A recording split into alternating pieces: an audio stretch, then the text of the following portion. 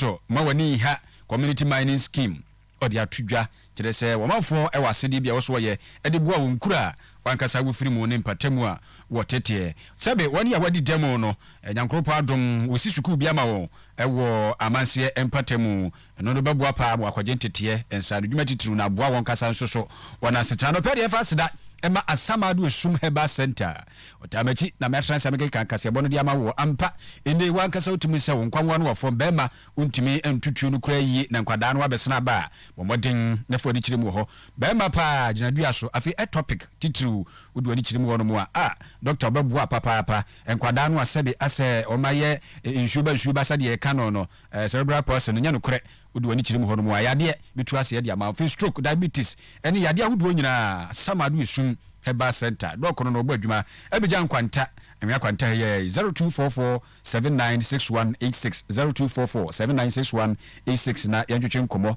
eneyi solomenti yaji atumu yade ye concrete west adu nyina no eye Unisem Cement Grace Race Company Limited ena ede aba badwuma na wakasa hwe grid nu a utimi se dayi pa bibia no a efa concrete west ho no so utwa Unisem Cement ja watwa nkoso we akira kwan was antasron about yani unity oil police station di hwede mu pe 0273 664 441 0273 664 442 na ini enkomo so for record ba center so de wa wani tua ene se oyam keka wo usisi na ya pressure sisi de nkofo okopa bomode na fo di chiri mu ho koko twetwa woto afifiri wani ase de ade ne yade awudo nyina osa titru hepatitis B sofo record ba center ka che ne yekro sofo adwuma wo ye wiye mirimu no abusu se wani nso ka kire ye ne Kingdom FM union de division mu pe 0248 672 271 0248 672 271 enna handsome anabuaka enterprise buro nya de machine di wo fufuo no ho ene ye kwa akwade ampa ezi tim ni fifiri so agum no this first ni bi udi agro ubenya yade handsome no bra niem wow upe pandi machine upe popcorn machine upe fridge di freezer ne de keke ka ho de de no anu amo kettle television go ina boda ho handsome eniema home appliances papa bi wa Doom Prudential Plaza ho no wan ehwani mu 0550 348212 0244279586 ya fast da majimi cliff no pay waboabo no krobia sante ena motime enkan yenhye sem wase emamu yade ani sirem Ghana bra hye bedwafi na wankasa wunim se ensemi boba ye no ya burusu bia woni akasa dom kase no kra ne fiti ase na enwanwa se MPP fo no kire se wono aboka no foriata na dwuma ye nhwani man foto samfo finance minister nti enka yentunu ade so afi dom kuma no so agigina mu pa twere ho krata akra ade ma speaker e ma yete ho committee kuma bi ado committee se won transfer nyehwemu ampa ono aboka no foriata ekupi mu o mra hye bedwamu yedi ni ho komo bia di ni ho komo bia toto no anu ama ono nso no se de osi ya no de fa ye afi committee ne de o mu report akotum ya koma speaker of parliament ewura kana ayi abambaben se wonsum na afi no de wose wohwe na woye no tumi etu hu anamo nti na akwa ya abato se wose woto aba na wope kwa na obefa so na otu ono aboka no forata ntinka abato ni tinkre no me hye bedwafo no be se wo ha adwo wotwe miensa 183 etimi toy editia ne dia ne chese nka papa no yetu na de so azuzu awie ye no na akwa ba se wo ha aduasansia pe 136 ena akwa akoto na de koya hodwiri kura ne se dom kase no efiri na hye bedwam ho wo mo se hwe na nto aba fatia wo mo ankasa de hye enu de nya ye da na ono abo haru na adrusu dom kuma ne ba no de ni wo se ahye ne pa. The minority leader to say a word.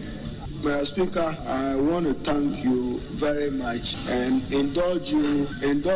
and make a comment for the purpose of the record and for the purpose of posterity. You have guided this house so well, at least in the novelty of a watershed in the exercise of the mandate of Parliament when it comes to parliamentary oversight. But Mr. Speaker, few lessons for the future. One, Mr. Speaker, the report that we have adopted failed to make a finding of fact and to make recommendations. Probably into the future. I know that is not your wish. In the interest of openness and accountability, a committee of that stature appointed by you must be able to relate the words of those alleging against who want proof, so that the committee must make a finding of fact so that they can make appropriate recommendations. Because, Mr. Speaker, if I peruse your committee's report, this is just for the record. For instance, on the vexed issue of conflict of interest, with borders on unethical behavior, which the Constitution of 1992 frowns upon, doesn't it lie within the powers of Parliament, as observed by Professor Prempe of CGD,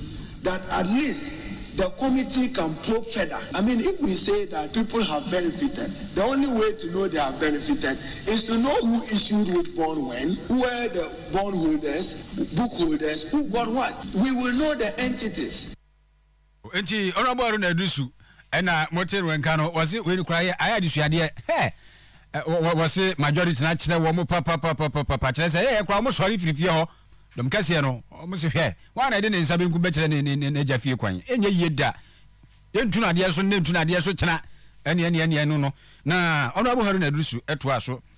kire se na ni nso kwan kura no a dom kase de fa so ifirifie ho. If they had not worked out and honored their earlier promise, they would have been saving this country. Because, Mr. Speaker, where we are, the country is in life support. What we have done is to give it some oxygen for the next few days. That may not be enough to the unknown world. So, Mr. Speaker, this will be your contribution for the... We will remember you that at least we moved a vote of censure, recognized by Article 82. We walk through the process, and I'm sure tomorrow, people will know that this parliament can hold them accountable. But for the majority walkout, we leave them to the Ghanaian people to know those who stood strong with them in their times of hardships and in their times of need, that they abandon them because they simply don't care. Mr. Speaker, thank you. Nti wapani Aruna Edusu no chese wasese dom kase na sori kura mpia anka womba bua Ghana for pa chile so hani atepu ya sisi titru sikasem nema enkoyi no anka anye bia metumi atu opani no ade so na afi Ghana anya chigina pa eso so ohunu se dom kase no omumpe Ghana yi tini de no na afi right honorable Abambaben ene speaker no akasa edin simsi atubia. One of our senior statesmen, actually I refer to him as elder statesman, told me a story that when they were in school, a gentleman used to visit them, and whilst walking on the street, he would be repeating one statement. I quote, "If you don't die early, you will see things. If you don't die early, you will see things." I've been praying to God to allow me not to die early so that I can see things.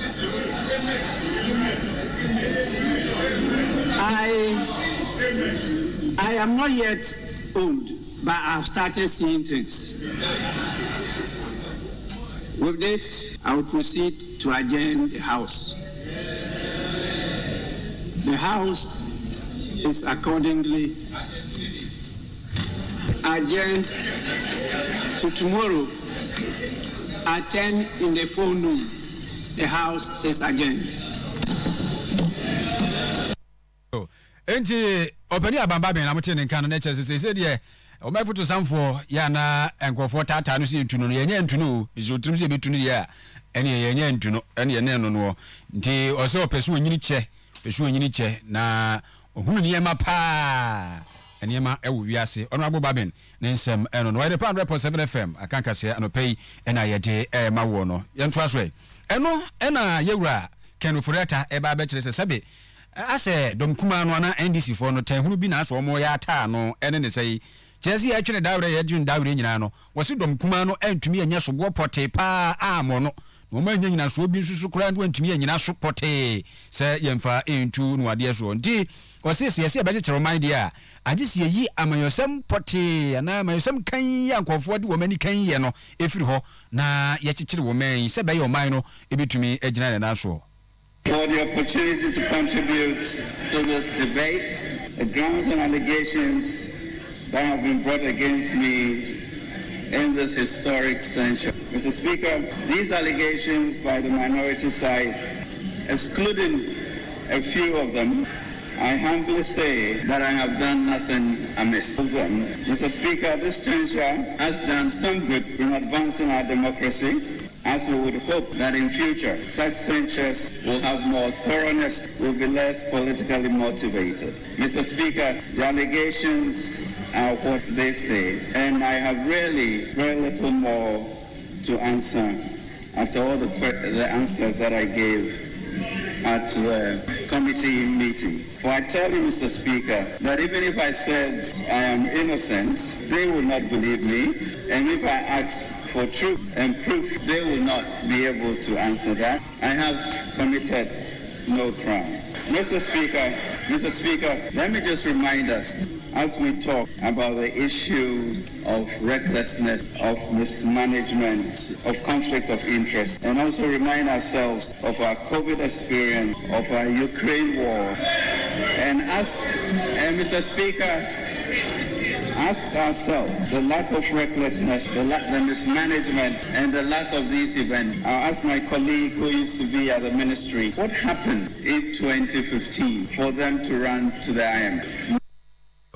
Ejase ne tofa bunyina twaba bigina osene ho so sa brobe o man hye de nyina so bia fa ntuno se wo man foto samfo nti adwuma ne de obeto aso na waye ono boke no frata na mote no enkan finance minister abusuafo afi yenti simu na dwumadie bia akoso kire se wen center na afi boho bimche nsuo ya watutu dia mo manfo yo mo akwi ala ye wo kwadonko communities menu no kore wo mani aso pa sankrutu yi wo madi sukoma che ene sebe ema no kora nsoso no ekobas nyakropo ya adom na wonum ewu a ba bia wo mede wo mabekro na afi abo man kasa nsoso atumi aye wei no na no nsoso akwa ye nanti pani pa kofa bai ya donkoto mu ani ha community mining scheme oda no atuma punua mensima santema ntema ye wura Benjamin Kufo ena ebo modin titia nchacha mu kodi se adwuma we nyina nti na wo da hye mpanimfo nsa se nsuo ni nie wo munye afi wei center no susu nie wo no munye na emwa wo no asetena eno na wo kire se bi ku se bi nya aduankropo wa adom oto nsem na wutimi tintim bibia twa wani kwa wunchi na afi emwa bi a wose wo ye no ko manfo muwa na asetena enkoyi ni nsem ni Oman ba papa bia no ansa na ubetu agudie a yenimra efi asase aso o si hu se sa adwuma na ye na ye community mining no ye nkroto na nkasa apia me na me da no de ba ta adwuma no ye kase ye ka na na do ani so ade hu no ye sa ade no so de be ya unemployed a e won kurase ne ade ne be de be so ebeti enti se wo so ba ko fofo magudie ne dia a wo se wo dia ni die so ma kurase na se surrounding areas na mo no ni nyina ne se wo be ye bibia e da boa wo no na me komoni ha hwe no na omuko we na omuko no ka sufiase in fact me ya pa ti se companies akase bibiri ho menzi mo ho mo ntima anya sa de na ma wo me so atuma ho na me free ntime de to me ho so se betu tuma tu good no menya biu minya biu sa ne ma na de wo se me eye botaya esi me ni so na me de eye ma wo